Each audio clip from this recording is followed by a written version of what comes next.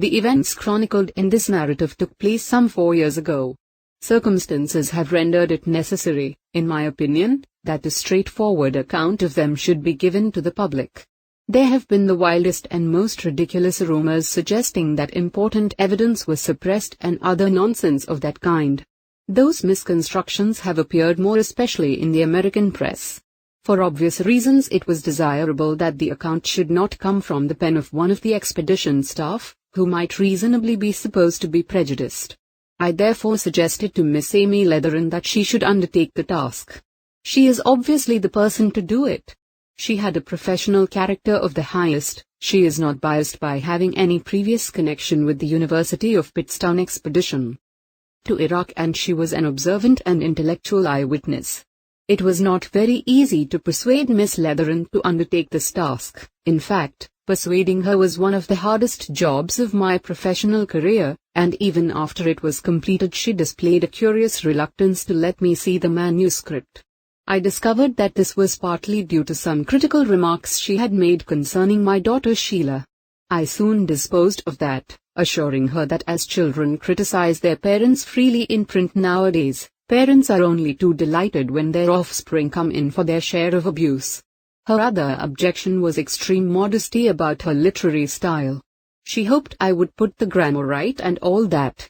I have, on the contrary, refused to alter so much as a single word.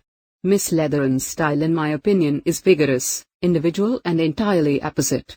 If she calls Hercule Poirot in one paragraph and Mr. Poirot in the next, such a variation is both interesting and suggestive. At one moment she is, so to speak, remembering her manners, and hospital nurses are great sticklers for etiquette, and at the next her interest in what she is telling is that of a pure human being, cap and cuffs forgotten. The only thing I have done is to take the liberty of writing a first chapter, aided by a letter kindly supplied by one of Miss Leathern's friends. It is intended to be in the nature of a frontispiece, that is, it gives a rough sketch of the narrator. Chapter 1. Frontispiece.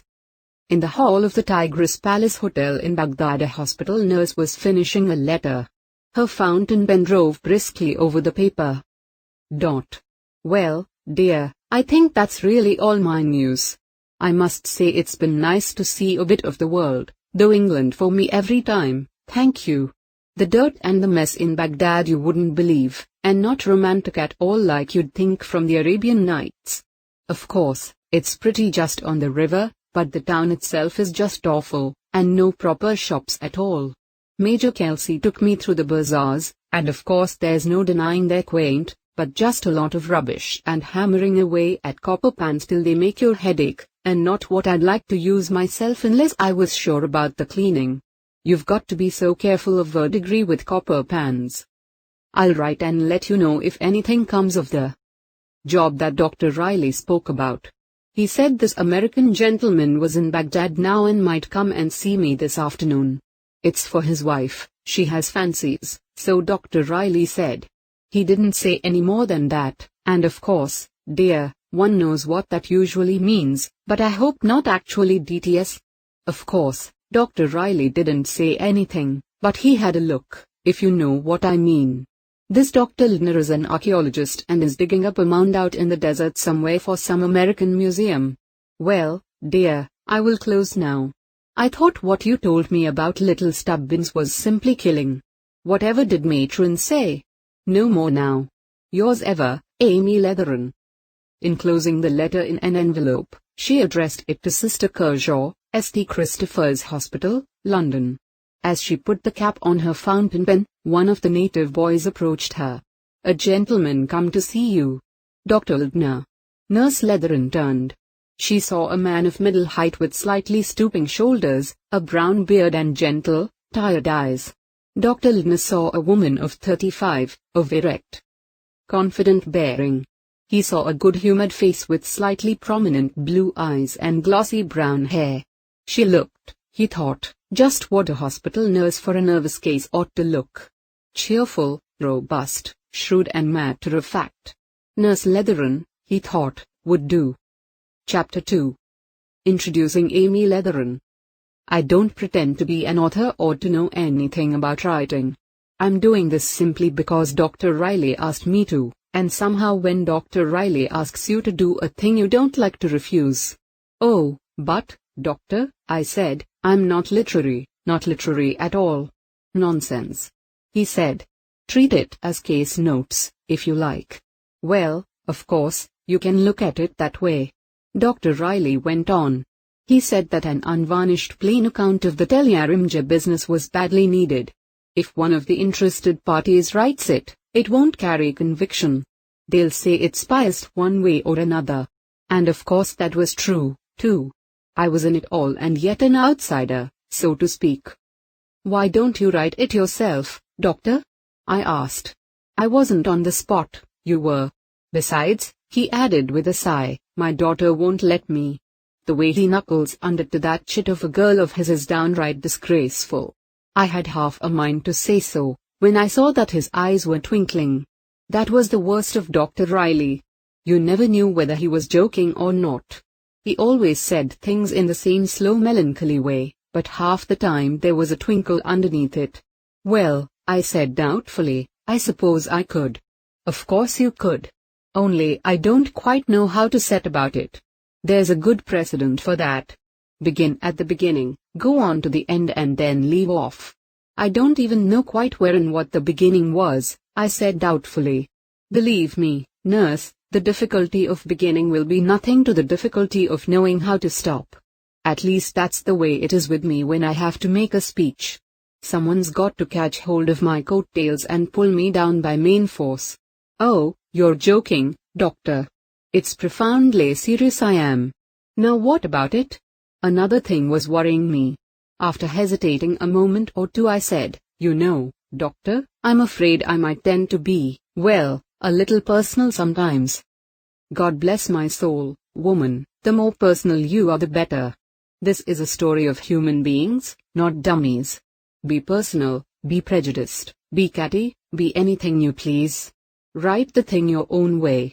We can always prune out the bits that are libelous afterwards. You go ahead. You're a sensible woman, and you'll give a sensible common sense account of the business. So that was that, and I promised to do my best. And here I am beginning, but as I said to the doctor, it's difficult to know just where to start. I suppose I ought to say a word or two about myself. I'm 32 and my name is Amy Leatheran. I took my training at St. Christopher's and after that did 2 years maternity. I did a certain amount of private work and I was for 4 years at Miss Bendix's nursing home in Devonshire Place. I came out to Iraq with a Mrs. Kelsey. I'd attended her when her baby was born. She was coming out to Baghdad with her husband and had already got a children's nurse booked who had been for some years with friends of hers out there. Their children were coming home and going to school, and the nurse had agreed to go to Mrs. Kelsey when they left. Mrs. Kelsey was delicate and nervous about the journey out with so young a child, so Major Kelsey arranged that I should come out with her and look after her and the baby. They would pay my passage home unless we found someone needing a nurse for the return journey. Well, there is no need to describe the Kelseys. The baby was a little love and Mrs. Kelsey quite nice, though rather the fretting kind.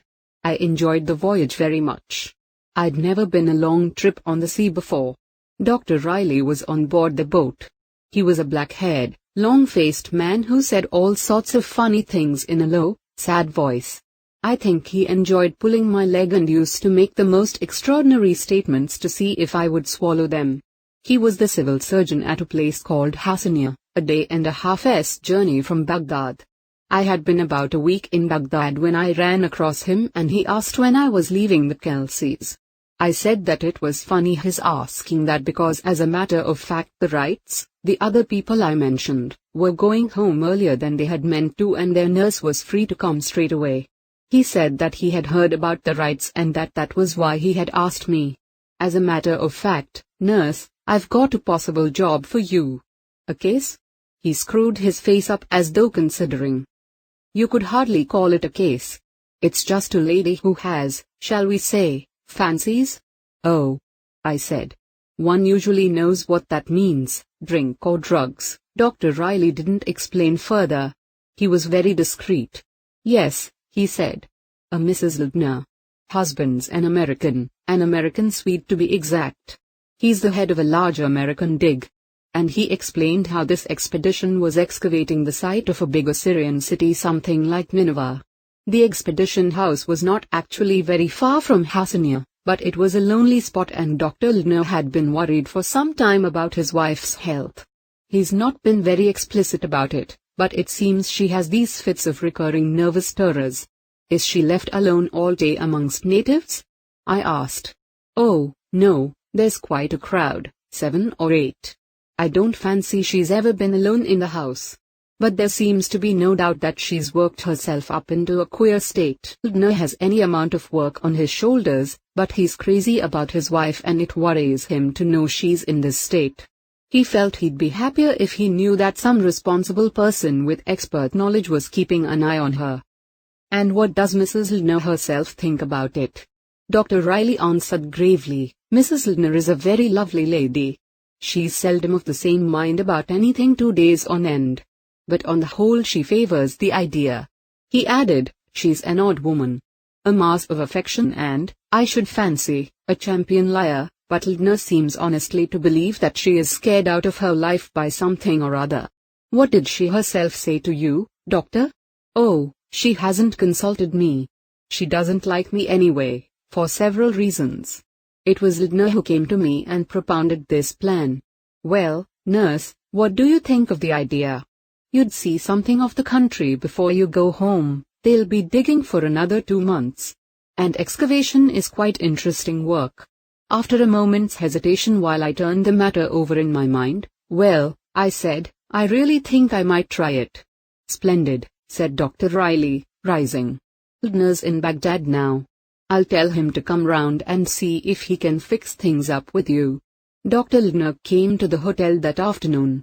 He was a middle-aged man with a rather nervous, hesitating manner. There was something gentle and kindly and rather helpless about him. He sounded very devoted to his wife, but he was very vague about what was the matter with her. You see, he said, tugging at his beard in a rather perplexed manner that I later came to know to be characteristic of him, my wife is really in a very nervous state. I'm quite worried about her. She is in good physical health? I asked. Yes, oh, yes, I think so. No, I should not think there was anything the matter with her physically. But she, well, imagines things, you know. What kind of things? I asked. But he shied off from the point, merely murmuring perplexedly, she works herself up over nothing at all. I really can see no foundations for these fears. Fears of what, Dr. Ldner? He said vaguely, oh, just, nervous terrors, you know. 10 to 1, I thought to myself, it's drugs. And he doesn't realize it. Lots of men don't. Just wonder why their wives are so jumpy and have such extraordinary changes of mood. I asked whether Mrs. Ldner herself approved of the idea of my coming. His face lighted up. Yes. I was surprised. Most pleasurably surprised. She said it was a very good idea. She said she would feel very much safer. The word struck me oddly. Safer. A very queer word to use. I began to surmise that Mrs. Ldner might be a mental case. He went on with a kind of boyish eagerness. I'm sure you'll get on very well as with her. She's really a very charming woman. He smiled disarmingly. She feels you'll be the greatest comfort to her. I felt the same as soon as I saw you. You look, if you will allow me to say so splendidly healthy and full of common sense. I'm sure you're just the person for Louise. Well, we can but try, Dr. Ldner, I said cheerfully. I'm sure I hope I can be of use to your wife. Perhaps she's nervous of natives and colored people? Oh, dear me no. He shook his head, amused at the idea. My wife likes Arabs very much. She appreciates their simplicity and their sense of humor. This is only her second season. We have been married less than 2 years, but she already speaks quite a fair amount of Arabic. I was silent for a moment or two, then I had one more try. Can't you tell me at all what it is your wife is afraid of, Dr. Ldner? I asked. He hesitated. Then he said slowly, I believe, that she will tell you that herself. And that's all I could get out of him. Chapter 3. Gossip. It was arranged that I should go to Telyarimja the following week. Mrs. Kelsey was settling into her house at Alweer, and I was glad to be able to take a few things off her shoulders. During that time I heard one or two allusions to the Ildner expedition. A friend of Mrs. Kelsey's, a young squadron leader, pursed his lips in surprise as he exclaimed, "Lovely Louise. So that's her latest." He turned to me. "That's our nickname for her, nurse. She's always known as Lovely Louise." "Is she so very handsome then?" I asked. "It's taking her at her own valuation. She thinks she is." "Now don't be spiteful, John," said Mrs. Kelsey. "You know it's not only she who thinks so. Lots of people have been very smitten by her." "Perhaps you're right. She's a bit long in the tooth, but she has a certain attraction." "You were completely bowled over yourself," said Mrs. Kelsey, laughing. The squadron leader blushed and admitted rather shamefacedly, "Well, she has a way with her. As for Ildner himself, he worships the ground she walks on, and all the rest of the expedition has to worship too. It's expected of them." "How many are there altogether?" I asked. "All sorts and nationalities, nurse," said the squadron leader cheerfully. "An English architect, a French father from Carthage, he does the inscriptions, tablets and things, you know. And then there's Miss Johnson. She's English too, sort of general bottle washer. And a little plump man who does the photography, he's an American. And the Mercados. Heaven knows what nationality they are, Negroes of some kind. She's quite young, a snaky-looking creature, and oh, doesn't she hate lovely Louise? And there are a couple of youngsters and that's the lot. A few odd fish, but nice on the whole, don't you agree, Penniman?" He was appealing to an elderly man who was sitting thoughtfully twirling a pair of pince-nez. The latter started and looked up. Yes, very nice indeed. Taken individually, that is. Of course, Mercado is rather a queer fish dash. He has such a very odd beard, put in Mrs. Kelsey. A queer limp kind. Major Penniman went on without noticing her interruption. "The young uns are both nice. The American's rather silent, and the English boy talks a bit too much. Funny, it's usually the other way round. Ildner himself is a delightful fellow, so modest and unassuming. Yes, individually they are all pleasant people. But somehow or other, I may have been fanciful, but the last time I went to see them I got a queer impression of something being wrong. I don't know what it was exactly. Nobody seemed quite natural. There was a queer atmosphere of tension. I can explain best what I mean by saying that they all passed the butter to each other too politely." Blushing a little, because I don't like airing my own opinions too much, I said, "If people are too much cooped up together it's got a way of getting on their nerves. I know that myself from experience in hospital." "That's true," said Major Kelsey, "but it's early in the season, hardly time for that particular irritation to have set in." "An expedition is probably like our life here in miniature," said Major Penniman. "It has its cliques and rivalries and jealousies." "It sounds as though they'd got a good many newcomers this year," said Major Kelsey. "Let me see." The squadron leader counted them off on his fingers. "Young Coleman is new, so is Ryder. Emmett was out last year and so were the Mercados. Father Levine is a newcomer. He's come in place of Dr. Bird, who was ill this year and couldn't come out. Carey, of course, is an old hand. He's been out ever since the beginning, 5 years ago. Miss Johnson's been out nearly as many years as Carey. I always thought they got on so well together at Telyarimja," remarked Major Kelsey. "They seemed like a happy family, which is really surprising when one considers what human nature is. I'm sure Nurse Leatherin agrees with me." "Well," I said, "I don't know that you're not right. The Rose I've known in hospital and starting often from nothing more than a dispute about a pot of tea." "Yes, one tends to get petty in close communities," said Major Penniman. "All the same I feel there must be something more to it in this case. Ildner is such a gentle, unassuming man, with really a remarkable amount of tact. He's always managed to keep his expedition happy and on good terms with each other. And yet I did notice that feeling of tension the other day."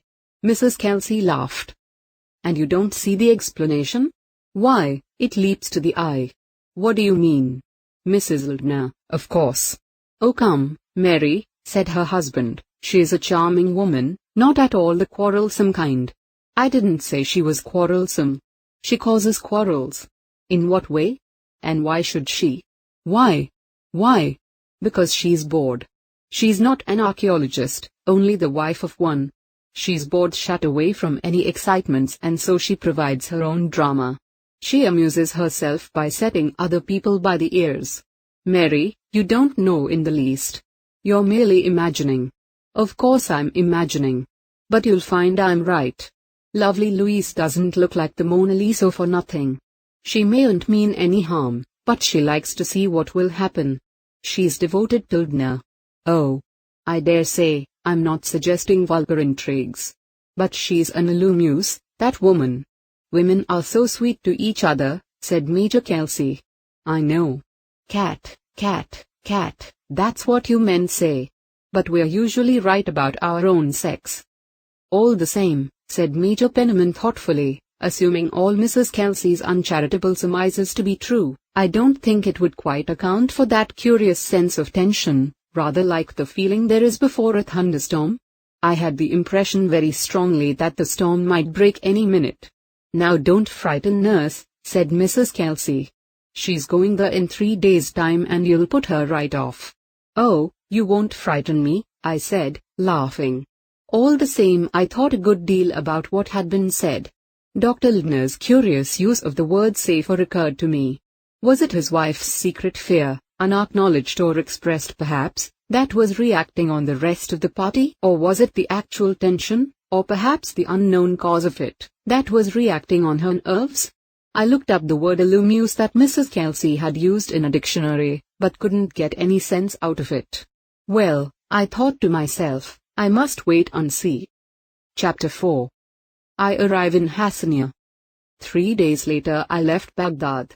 I was sorry to leave Mrs. Kelsey and the baby, who was a little lover and was thriving splendidly, gaining her proper number of ounces every week. Major Kelsey took me to the station and saw me off. I should arrive at Kirkuk the following morning, and there someone was to meet me. I slept badly. I never sleep very well in a train, and I was troubled by dreams. The next morning, however, when I looked out of the window, it was a lovely day and I felt interested and curious about the people I was going to see. As I stood on the platform hesitating and looking about me, I saw a young man coming towards me. He had a round pink face, and really, in all my life, I have never seen anyone who seemed so exactly like a young man out of one of Mr. P.G. Woodhouse's books.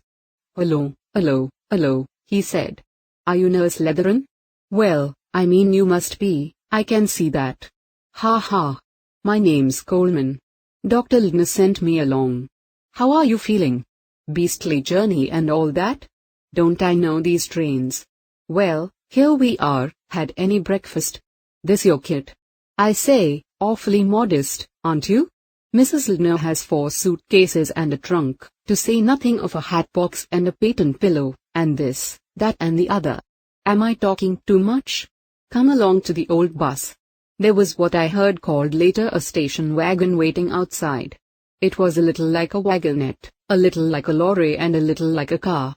Mr. Coleman helped me in, explaining that I had better sit next to the driver so as to get less jolting. Jolting. I wonder the whole contraption didn't fall to pieces.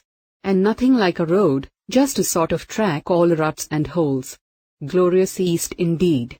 When I thought of our splendid arterial roads in England, it made me quite homesick.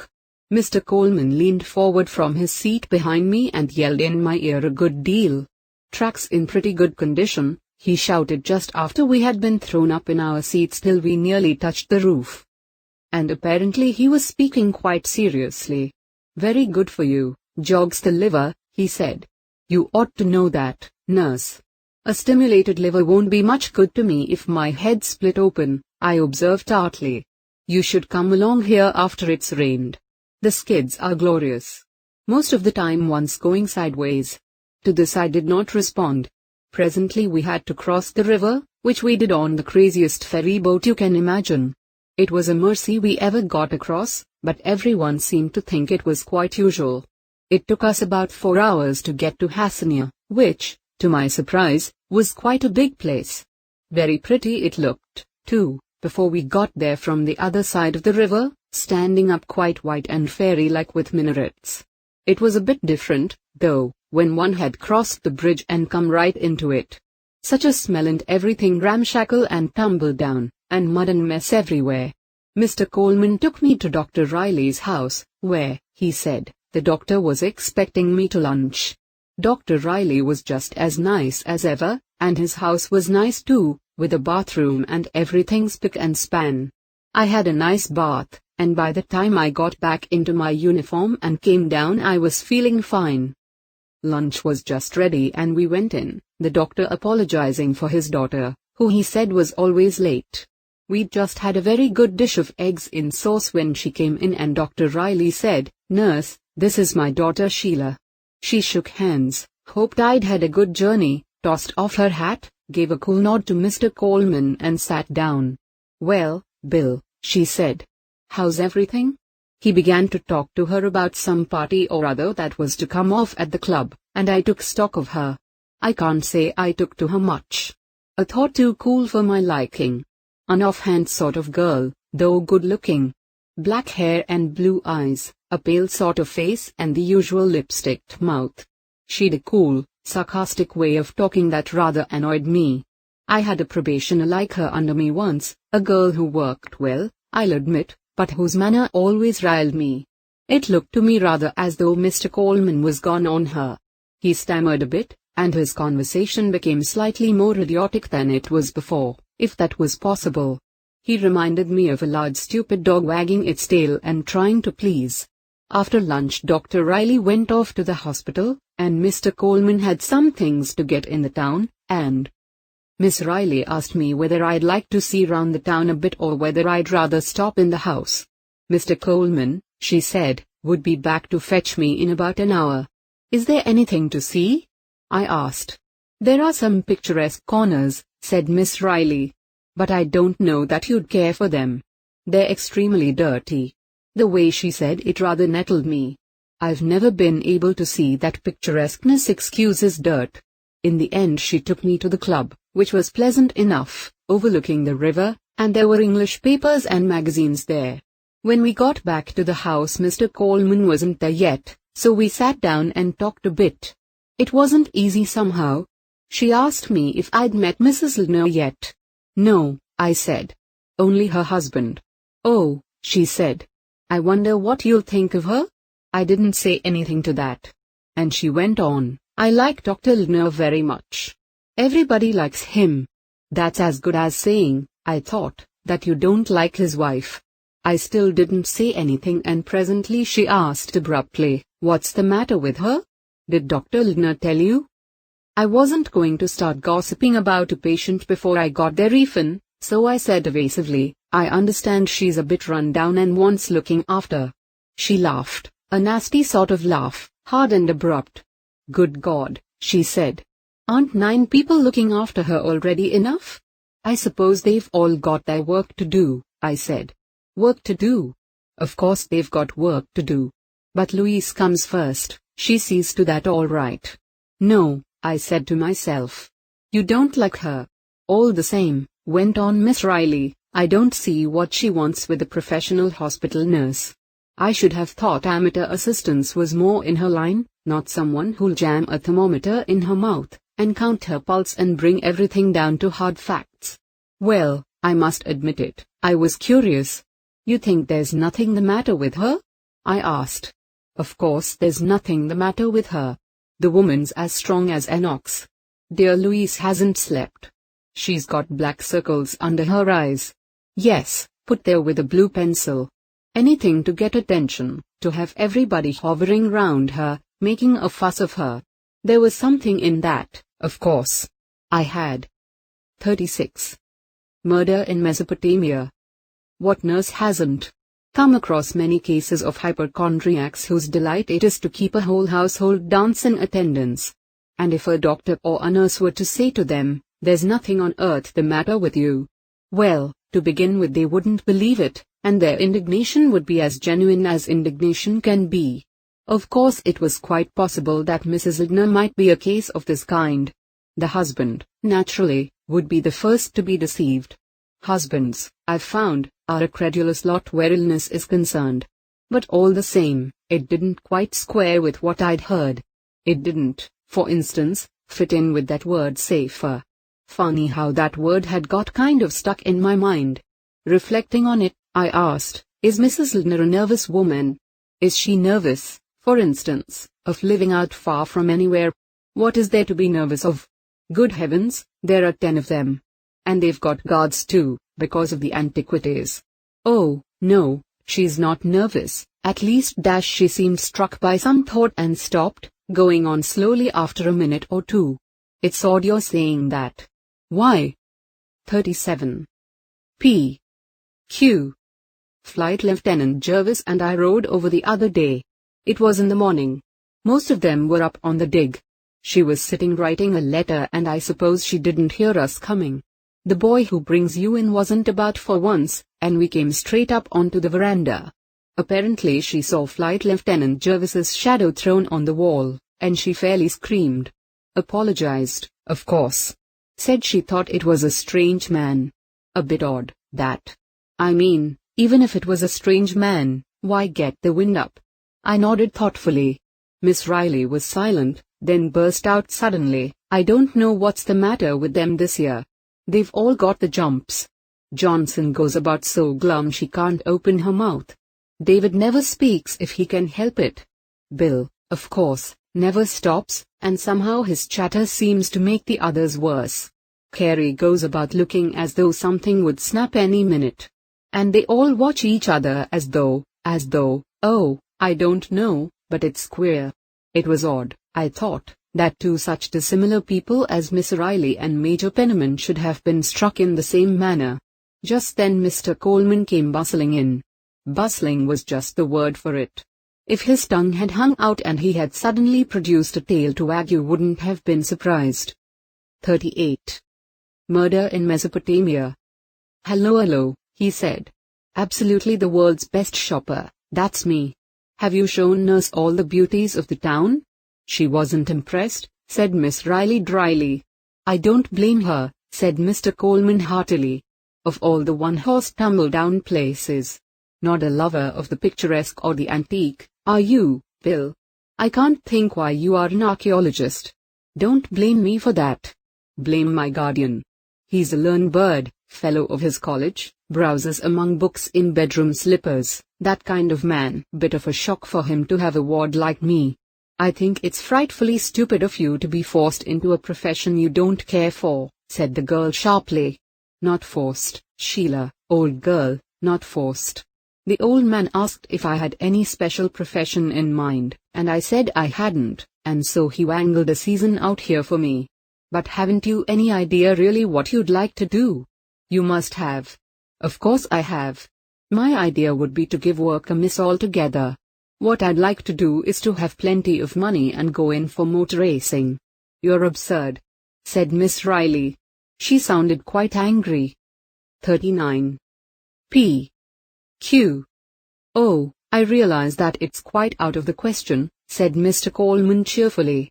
So, if I've got to do something, I don't much care what it is so long as it isn't mugging in an office all day long. I was quite agreeable to seeing a bit of the world. Here goes, I said, and along I came. And a fat lot of use you must be, I expect. There you're wrong. I can stand up on the dig and shout you alley with anybody. And as a matter of fact I'm not so dusty at drawing. Imitating handwriting used to be my speciality at school. I'd have made a first-class forger. Oh, well, I may come to that yet. If my Rolls-Royce splashes you with mud as you're waiting for a bus, you'll know that I've taken to crime. Miss Riley said coldly, don't you think it's about time you started instead of talking so much? Hospitable, aren't we, Nurse? I'm sure Nurse Leatherin is anxious to get settled in. You're always sure of everything, retorted Mr. Coleman with a grin. That was true enough, I thought. Cocksure little minx. I said dryly, perhaps we'd better start, Mr. Coleman. Right you are, Nurse. I shook hands with Miss Riley and thanked her, and we set off. 40. Murder in Mesopotamia. Damned attractive girl, Sheila, said Mr. Coleman. But always ticking a fellow off. We drove out of the town and presently took a kind of track between green crops. It was very bumpy and full of ruts. After about half an hour Mr. Coleman pointed to a big mound by the river bank ahead of us and said, "Tell Yarimja." I could see little black figures moving about it like ants. As I was looking they suddenly began to run all together down the side of the mound. "Fidos," said Mr. Coleman. "Knocking off time. We knock off an hour before sunset." The expedition house lay a little way back from the river. The driver rounded a corner, bumped through an extremely narrow arch, and there we were. The house was built round a courtyard. Originally it had occupied only the south side of the courtyard with a few unimportant outbuildings on the east. The expedition had continued the building on the other two sides. As the plan of the house was to prove of special interest later, I append a rough sketch of it here. 41. P. Q. Indate, W. Y. Mondrian. 42. Murder in Mesopotamia. All the rooms opened onto the courtyard, and most of the windows, the exception being in the original south building where there were windows giving on the outside country as well. These windows, however, were barred on the outside. In the southwest corner a staircase ran up to a long flat roof with a parapet running the length of the south side of the building, which was higher than the other three sides. Mr. Coleman led me along the east side of the courtyard and round to where a big open veranda occupied the center of the south side. He pushed open a door at one side of it and we entered a room where several people were sitting round a tea table. "Toodaloo-oodaloo," said Mr. Coleman. "Here's Sari Gamp." The lady who was sitting at the head of the table rose and came to greet me. I had my first glimpse of Louise Ligner. 43. P. Q. Blankpage 44. 44. Chapter 5. Tell Yarimja. I don't mind admitting that my first impression on seeing Mrs. Ligner was one of downright surprise. One gets into the way of imagining a person when one hears them talked about. I'd got it firmly into my head that Mrs. Ligner was a dark, discontented kind of woman. The nervy kind, all on edge. And then, too, I'd expected her to be, well, to put it frankly, a bit vulgar. She wasn't a bit like what I'd imagined her. To begin with, she was very fair. She wasn't a Swede, like her husband, but she might have been as far as looks went. She had that blonde Scandinavian fairness that you don't very often see. She wasn't a young woman. Midway between 30 and 40, I should say. Her face was rather haggard, and there was some grey hair mingled with the fairness. Her eyes, though, were lovely. They were the only eyes I've ever come across. 45. P. Q. That you might truly describe as violet. They were very large, and there were faint shadows underneath them. She was very thin and fragile looking, and if I say that she had an air of intense weariness and was at the same time very much alive, it sounds like nonsense, but that's the feeling I got. I felt, too, that she was a laddie through and through. And that means something, even nowadays. She put out her hand and smiled. Her voice was low and soft with an American drawl in it. "I'm so glad you've come, nurse. Will you have some tea? Or would you like to go to your room first?" I said I'd have tea, and she introduced me to the people sitting round the table. "This is Miss Johnson, and Mr. Writer. Mrs. Mercado. Mr. Emmett. Father Lavigne. My husband will be in presently. Sit down here between Father Lavigne and Miss Johnson." I did as I was bid, and Miss Johnson began talking to me, asking about my journey and so on. I liked her. She reminded me of a matron I'd had in my probationer days whom we had all admired and worked hard for. She was getting on for 50, I should judge, and rather mannish in appearance, with iron grey hair cropped short. She had an abrupt, pleasant voice, rather deep in tone. She had an ugly rugged face with an almost 46. Murder in Mesopotamia. Laughably turned up nose which she was in the habit of rubbing irritably when anything troubled or perplexed her. She wore a tweed coat and skirt made rather like a man's. She told me presently that she was a native of Yorkshire. Father Lavigne I found just a bit alarming. He was a tall man with a great black beard and pince nez. I had heard Mrs. Kelsey say that there was a French monk there, and I now saw that Father Lavigne was wearing a monk's robe of some white woolen material.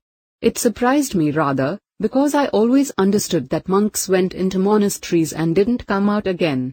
Mrs. Lindner talked to him mostly in French, but he spoke to me in quite fair English.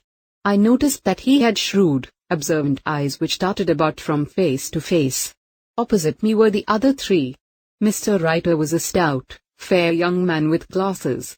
His hair was rather long and curly, and he had very round blue eyes. I should think he must have been a lovely baby, but he wasn't much to look at now. In fact, he was just a little like a pig. The other young man had very short hair cropped close to his head. He had a long, rather humorous face and very good teeth, and he looked very attractive when he smiled. He said very little, though, just nodded if spoken to or answered in monosyllables. 47. P. Q. He, like Mr. Reiter, was an American. The last person was Mrs. Mercado, and I couldn't have a good look at her because whenever I glanced in her direction I always found her staring at me with a kind of hungry stare that was a bit disconcerting to say the least of it. You might have thought a hospital nurse was a strange animal the way she was looking at me. No manners at all. She was quite young, not more than about 25, and sort of dark and slinky looking, if you know what I mean. Quite nice looking in a kind of way, but rather as though she might have what my mother used to call a touch of the tar brush. She had on a very vivid pullover and her nails matched it in color. She had a thin bird-like eager face with big eyes and rather a tight, suspicious mouth. The tea was very good, a nice strong blend, not like the weak China stuff that Mrs. Kelsey always had and that had been a sore trial to me. There was toast and jam and a plate of rock buns and a cutting cake. Mr. Emmett was very polite, passing me things. Quiet as he was, he always seemed to notice when my plate was empty. Presently Mr. Coleman bustled in and took the place beyond Miss Johnson. There didn't seem to be anything the matter with his nerves. He talked away 19 to the dozen. 48. Murder in Mesopotamia. Mrs. Lindner sighed once and cast a wearied look in his direction, but it didn't have any effect. Nor did the fact that Mrs. Mercado, to whom he was addressing most of his conversation, was far too busy watching me to do more than make perfunctory replies. Just as we were finishing, Dr. Lindner and Mr. Mercado came in from the dig. Dr. Lindner greeted me in his nice kind manner. I saw his eyes go quickly and anxiously to his wife's face, and he seemed to be relieved by what he saw there. Then he sat down at the other end of the table, and Mr. Mercado sat down in the vacant place by Mrs. Lindner. He was a tall, thin, melancholy man, a good deal older than his wife, with a sallow complexion and a queer, soft, shapeless-looking beard. I was glad when he came in, for his wife stopped staring at me and transferred her attention to him, watching him with a kind of anxious impatience that I found rather odd. He himself stirred his tea dreamily and said nothing at all. A piece of cake lay untasted on his plate. There was still one vacant place, and presently the door opened and a man came in. The moment I saw Richard Carey I felt he was one of the handsomest men I'd seen for a long time, and yet I doubt if that were really so. To say a man is handsome and at the same time to say he looks like a death's head sounds a rank contradiction, and yet it. 49. P. Q. was true. His head gave the effect of having the skin stretched unusually tight over the bones, but they were beautiful bones. The lean line of jaw and temple and forehead was so sharply outlined that he reminded me of a bronze statue. Out of this lean brown face looked two of the brightest and most intensely blue eyes I have ever seen. He stood about 6 foot and was, I should imagine, a little under 40 years of age. Dr. Lindner said, "This is Mr. Carey, our architect, nurse." He murmured something in a pleasant, inaudible English voice and sat down by Mrs. Mercado. Mrs. Lindner said, "I'm afraid the tea is a little cold, Mr. Carey." He said, "Oh, that's quite all right, Mrs. Lindner. My fault for being late. I wanted to finish plotting those walls." Mrs. Mercado said, "Jam, Mr. Carey?" Mr. Reiter pushed forward the toast. And I remembered Major Penniman saying, "I can explain best what I mean by saying that they all passed the butter to each other a shade too politely." Yes, there was something a little odd about it. A shade formal. You'd have said it was a party of strangers, not people who had known each other, some of them, for quite a number of years. 50. Chapter 6. First evening. After tea, Mrs. Leonard took me to show me my room. Perhaps here I had better give a short description of the arrangement of the rooms. This was very simple and can easily be understood by a reference to the plan. On either side of the big open porch were doors leading into the two principal rooms. That on the right led into the dining room, where we had tea. The one on the other side led into an exactly similar room. I have called it the living room, which was used as a sitting room and kind of informal workroom. That is, a certain amount of drawing, other than the strictly architectural, was done there, and the more delicate pieces of pottery were brought there to be pieced together. Through the living room one passed into the antiquities room, where all the finds from the dig were brought in and stored on shelves and in pigeonholes. 51. P. Q. And also laid out on big benches and tables. From the anteroom there was no exit save through the living room. Beyond the anteroom, but reached through a door which gave on the courtyard, was Mrs. Lina's bedroom. This, like the other rooms on that side of the house, had a couple of barred windows looking out over the ploughed countryside. Round the corner next to Mrs. Lina's room, but with no actual communicating door, was Dr. Lina's room. This was the first of the rooms on the east side of the building. Next to it was the room that was to be mine. Next to me was Miss Johnson's, with Mr. and Mrs. Mercado's beyond. After that came two so-called bathrooms. When I once used that last term in the hearing of Dr. Riley, he laughed at me and said a bathroom was either a bathroom or not a bathroom.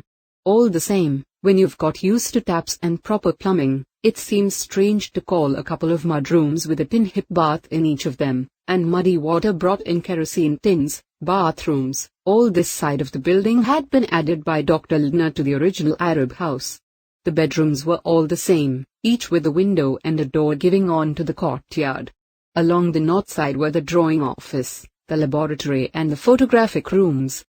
52. Murder in Mesopotamia. To return to the veranda, the arrangement of rooms was much the same on the other side. There was the dining room leading into the office where the files were kept and the cataloguing and typing was done.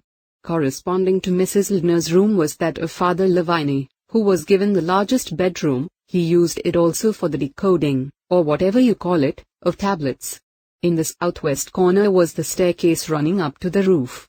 On the west side were first the kitchen quarters and then 4 small bedrooms used by the young men, Carey, Emmett, Ryder and Coleman. At the northwest corner was the photographic room with the dark room leading out of it. Next to that the laboratory. Then came the only entrance, the big arched doorway through which we had entered. Outside were sleeping quarters for the native servants, the guardhouse for the soldiers, and stables, etc., for the water horses. The drawing office was to the right of the archway, occupying the rest of the north side. I have gone into the arrangements of the house rather fully here because I don't want to have to go over them again later. As I say, Mrs. Lina herself took me round the building and finally established me in my bedroom, hoping that I should be comfortable and have everything I wanted. 53. P. Q. The room was nicely though plainly furnished, a bed, a chest of drawers, a washstand and a chair. The boys will bring you hot water before lunch and dinner, and in the morning, of course. If you want it any other time, go outside and clap your hands, and when the boy comes say, "Jib me I ha." Do you think you can remember that? I said I thought so and repeated it a little haltingly. That's right. And be sure and shout it. Arabs don't understand anything said in an ordinary English voice. Languages are funny things, I said. It seems odd there should be such a lot of different ones. Mrs. Lina smiled. There is a church in Palestine in which the Lord's Prayer is written up in 90, I think it is, different languages. Well, I said, I must write and tell my old aunt that. She will be interested. Mrs. Lina fingered the jug and basin absently and shifted the soap dish an inch or two. I do hope you'll be happy here, she said, and not get too bored. I'm not often bored, I assured her. Life's not long enough for that. She did not answer. She continued to toy with the washstand as though abstractedly. 54. Murder in Mesopotamia. Suddenly she fixed her dark violet eyes on my face. What exactly did my husband tell you, nurse? Well, one usually says the same thing to a question of that kind. I gathered you were a bit run down and all that, Mrs. Ldna, I said glibly. And that you just wanted someone to look after you and take any worries off your hands. She bent her head slowly and thoughtfully. Yes, she said. Yes, that will do very well. That was just a little bit enigmatic, but I wasn't going to question it. Instead I said, I hope you'll let me help you with anything there is to do in the house. You mustn't let me be idle. She smiled a little.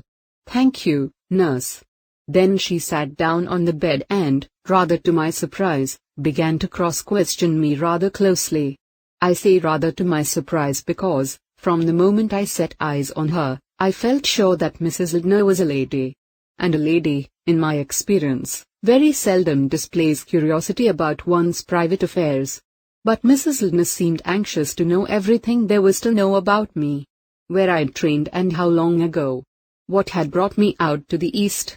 How it had come about that Dr. Riley had 55. Q. recommended me. She even asked me if I had ever been in America or had any relations in America. One or two other questions she asked me that seemed quite purposeless at the time, but of which I saw the significance later. Then, suddenly, her manner changed. She smiled, a warm sunny smile, and she said, very sweetly, that she was very glad I had come and that she was sure I was going to be a comfort to her. She got up from the bed and said, would you like to come up to the roof and see the sunset? It's usually very lovely about this time. I agreed willingly. As we went out of the room she asked, were there many other people on the train from Baghdad? Any men? I said that I hadn't noticed anybody in particular. There had been 2 Frenchmen in the restaurant car the night before. And a party of 3 men whom I gathered from their conversation had to do with the pipeline. She nodded and a faint sound escaped her. It sounded like a small sigh of relief. We went up to the roof together. Mrs. Mercado was there, sitting on the parapet, and Dr. Ldna was bending over looking at a lot of stones and broken pottery that were laid in rows. 56. Murder in Mesopotamia. There were big things he called coins, and pestles and celts and stone axes, and more broken bits of pottery with queer patterns on them than I've ever seen all at once. Come over here, called out Mrs. Mercado. Isn't it too beautiful? It certainly was a beautiful sunset. Hasnia in the distance looked quite fairy-like with the setting sun behind it, and the river Tigris flowing between its wide banks looked like a dream river rather than a real one. Isn't it lovely, Eric? Said Mrs. Ldna. The doctor looked up with abstracted eyes, murmured, lovely, lovely, perfunctorily and went on sorting potsherds. Mrs. Ldna smiled and said, archaeologists only look at what lies beneath their feet. The sky and the heavens don't exist for them. Mrs. Mercado giggled. Oh, they're very queer people, you'll soon find that out, nurse, she said. She paused and then added, we're all so glad you've come. We've been so very worried about dear Mrs. Ldna, haven't we, Louise? Have you? Her voice was not encouraging. Oh, yes. She really has been very bad, nurse. All. 57. Q.